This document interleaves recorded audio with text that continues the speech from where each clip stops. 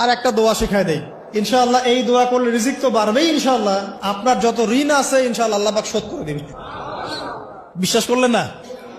এই দোয়া শিখাই দিচ্ছি, এই জন্য আমাকে হাদিয়া দেওয়া দরকার, স্পেশালি আমাকে এখন হাদিয়া দেওয়া দরকার। এটা গুরুত্বপূর্ণ দোয়া শিখাই দিচ্ছি। আলী রাদিয়াল্লাহু আনহু বলেছেন, কোন ব্যক্তির যদি পাহাড়ের সমানও ঋণ থাকে, এই দোয়া যদি আমল করে আল্লাহ পাক ওই ঋণও শোধ করে দিবেন ইনশাআল্লাহ। ঋণ কেমন জানেন? ওই যে এখন মানুষ ঋণ নিচ্ছে 1 কোটি টাকা ব্যাংক থেকে, 2 কোটি টাকা ব্যাংক থেকে, হ্যাঁ, কত বছর, 10 বছরের জন্য, 20 বছরের জন্য বাড়ি করছে, তাই না? তার ধারণা এমন যে সে মারা গেলে তার ঋণটা কেউ না কেউ শোধ করে দিবেই দিবে, তাই তো? আর আল্লাহর রাসূল কি বলছেন দেখেন, একজন মারা গেছেন, নবী সাল্লাল্লাহু আলাইহি ওয়াসাল্লামের সময় একজন মারা গেছেন। তো নবী করিম সাল্লাল্লাহু আলাইহি ওয়াসাল্লাম বলছেন, এই ব্যক্তির কি কোনো ঋণ আছে? একজন সাহাবী বলেন, হ্যাঁ ইয়া রাসূলুল্লাহ, তো ঋণ আছে। নবীজি বললেন, তোমরা ওর জানাজা পড়ো, আমাকে ডেকো না। তোমরা ওর জানাজা পড়ে নাও, আমি জানাজা পড়তে চাচ্ছি না। আমি এখন কেমন করে আপনাকে বুঝাবো ঋণ কত ভয়ঙ্কর জিনিস?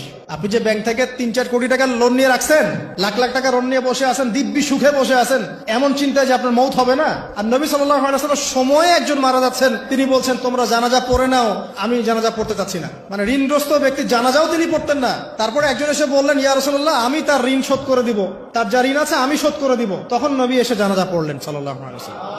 তা আপনার এই কোটি কোটি টাকা ঋণ শোধ করার লোক তো রেডি আছে নাকি? আছে না?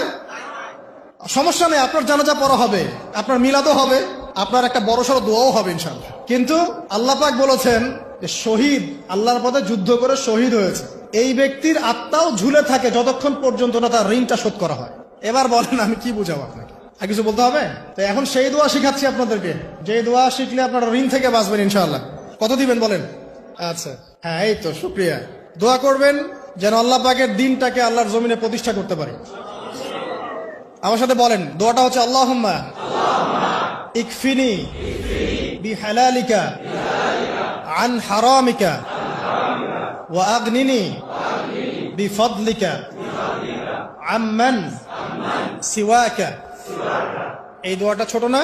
এটা মুখস্থ করবেন, সেজদায় পড়বেন, নামাজের সেজদায় পড়বেন, আত্তাহিয়াতু দরুদ শেষ তারপরে পড়বেন, নামাজ শেষে হাত তুলে করবেন, যখন তখন শেষ রাতটা করবেন, ইনশাআল্লাহ দেখবেন আপনার ঋণ বলতে কিছু থাকবে না ইনশাআল্লাহ। যদি থাকেও, বড় কোনো ঋণ থাকেও, আল্লাহ পাক অন্য কোনো মাধ্যমে এটা শোধ করার ব্যবস্থা করে দিবেন ইনশাআল্লাহ। ইনশাআল্লাহ। লালমনিরহাটের 100 একর জায়গায় যত ধান হয়, এতগুলো ধান যদি আপনার আমল নামায় লেখা থাকে, মানে আপনার আমল নামা তাকদিরে আপনার তাকদিরে যদি লেখা থাকে যে আপনি 100 একর জমির ধান খাবেন তারপর মরবেন, আছে না লেখা? আচ্ছা, একটা দানা কম বেশি হবে?